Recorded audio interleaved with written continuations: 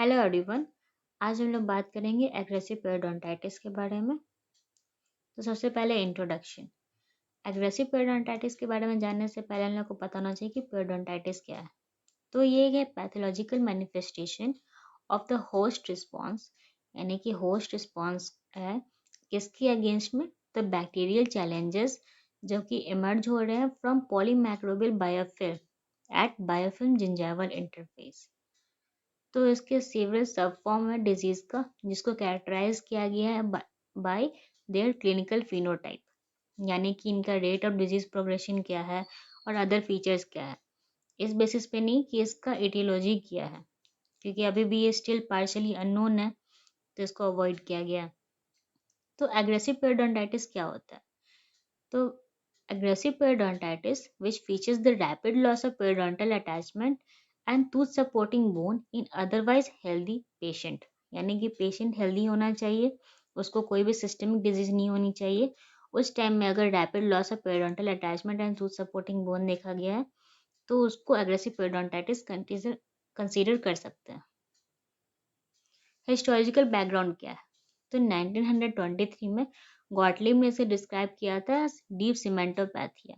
उन्होंने बोला था कि एक्सफोलिएशन करना चाहता रहता है जितने भी बैक्टीरिया होते हैं वो टूथ का, तो उसको प्रिवेंट करने के लिए सीमेंटम का फॉर्मेशन होने लगता है, ताकि वो जो वाइडनिंग हो गई है पेरियोडोंटल लिगामेंट और इसके बीच में, तो उसको भर सके। तो उसमें डीप सीमेंटोपैथिया उन्होंने बोला।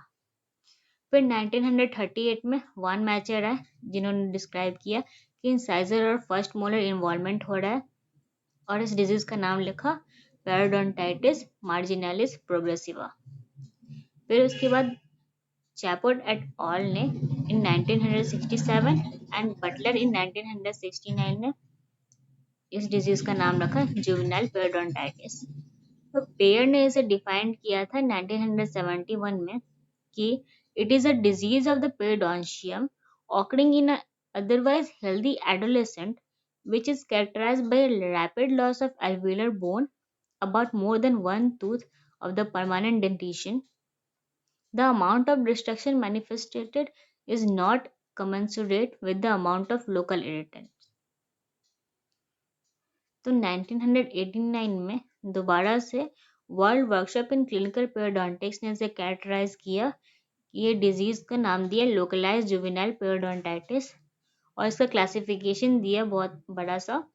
और इस क्लासिफिकेशन सिस्टम में एज को प्राइमरी इंपॉर्टेंस दिया गया था, onset and distribution of lesion को भी दिया गया था, लेकिन इस समय परेशानी हो रही थी।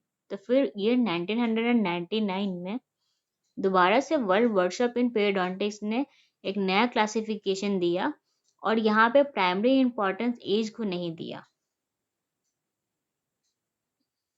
अब आइए क्लासिफिकेशन एंड क्लिनिकल कैरेक्टरिस्टिक्स में।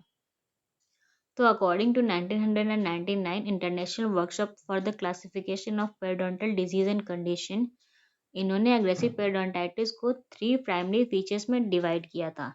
पहला होता है rapid loss of attachment and tooth supporting bone. दूसरा, सब्जेक्ट इज अदरवाइज हेल्दी, यानी कि किसी भी सिस्टमिक डिजीज या कंडीशन से सफर नहीं कर रहा हो। और तीसरा है कि प्रेजेंस ऑफ फैमिलियल एग्रीगेशन। आइए इसे हम लोग डिटेल में पढ़ते हैं। तो पहला था the rapid loss of attachment and tooth supporting bone. तो इसमें क्या है कि जैसे रैपिड लॉस ऑफ अटैचमेंट होगा, तो ये तो वैसे फास्टर होता है, तो इसको हम लोग कैसे मेजर करेंगे, इवेल्युएट कैसे करेंगे? तो इसके लिए हम लोग को क्लिनिकल और रेडियोग्राफिक डेटा चाहिए होता है टाइम टू टाइम। तो उससे हम लोग बता सकते हैं कि ये एग्रेसिव पेरियोडोंटाइटिस है या क्रोनिक पेरियोडोंटाइटिस है। तो एज बताया था कि जो एज था वो प्राइमरी क्राइटेरिया नहीं है, ये इसका रैपिड कोर्स ऑफ डिस्ट्रक्शन है, वो बताता है कि ये एग्रेसिव पेरियोडोंटाइटिस है। क्योंकि अगर टीनेज या फिर यंग में देख ले, तो हो सकता है कि ओरल हाइजीन पुअर होने की वजह से उन्हें पेरियोडोंटाइटिस हो रही है, या फिर जो लोग बहुत ओल्ड एज्ड है उन लोग में हो सकता है कि वो लोग काफ़ी टाइम से हो रहा क्रॉनिक पेरियोडोंटाइटिस और उन्होंने ध्यान नहीं दिया, तो इसलिए इसमें कंफ्यूजन हो सकता है। तो इसलिए हम लोग को रेडियोग्राफिक डेटा होना इम्पॉर्टेंट है। तो सेकंड था the subject is otherwise healthy. इसका मतलब ये है कि पेरियोडोंटाइटिस हो रहा है तो उसको कोई भी सिस्टमिक डिजीज नहीं होना चाहिए।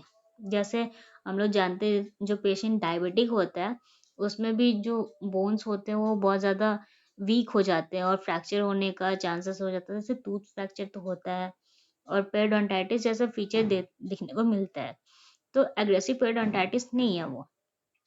तो इसमें मेन मोटिव ये है कि जो पेशेंट है जिसमें हम लोग डायग्नोज कर रहे हैं उसे कि उसे एग्रेसिव पेरियोडोंटाइटिस है, तो मेक श्योर हम लोग को ये करना है कि उसको कोई भी सिस्टमिक डिजीज या कंडीशन ना हो।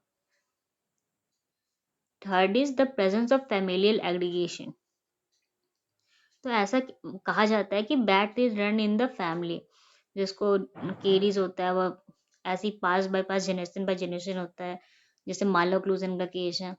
तो ये ऐसा कुछ प्रूफ तो अभी नहीं मिला है, लेकिन क्रोनिक पेरियोडोंटाइटिस होता है एग्रेसिव का देखना पड़ता है, इसलिए पहले मेडिकल और डेंटल हिस्ट्री पेशेंट से लिया जाता है, उनका भी और उनके फैमिली का भी। अब अब आते हैं कुछ सेकेंडरी फीचर्स को, जिसमें बोल सकते हैं कि उसको पेरियोडोंटाइटिस है या नहीं है। तो पहला हो गया consistency of the low amount of present inconsistency of the low amounts of present etiological factors जैसे कि plaque and calculus and absorb pronounced tissue destruction. Second is strong colonization by aggregative bacillus actinomyceto myceto my second is strong colonization by aggregative bacillus actinomycete mycometans AA and in some population P. gingivalis. Third है immunological differences that do not entail the diagnosis of periodontitis as a manifestation of the systemic disease, जैसे कि hyperresponsive macrophages और abnormalities of the neutrophil function. And fourth है self-limiting diseases. कुछ criteria है जिससे हम लोग बोल सकते हैं कि कौन सा एग्रेसिव पेरियोडोंटाइटिस है और कौन सा क्रॉनिक पेरियोडोंटाइटिस है। तो फर्स्ट है रेट ऑफ प्रोग्रेशन। एग्रेसिव में रैपिड होता है, क्रॉनिक में स्लो रहता है but rapid episodes are possible. Second है सेकंड है फैमिलियल एग्रीगेशन। तो एग्रेसिव में टिपिकल होता है, क्रॉनिक में can be present with families share imperfect oral hygiene habits. Third है presence of etiological factors that is plaque calculation and overhanging restoration. Third है presence of etiological factors that is plaque, calculus and overhanging restoration. तो aggressive में ये often रहता है और chronic में भी ये ऑफन देखा गया है। फोर्थ है एज। तो एग्रेसिव पेरियोडोंटाइटिस ऑफन देखा गया है यंग पेशेंट में, बट ऐसा नहीं है कि बस यंग पेशेंट में ही होगा, ये किसी भी एज ग्रुप में हो सकता है। और क्रोनिक पेरियोडोंटाइटिस है कि ओल्डर पेशेंट में देखा गया। फिफ्थ पॉइंट है clinical inflammation science. Aggressive periodontitis में समटाइम्स लैग करता है और chronic में commensurate with amount of etiological factors present. Thank you very much.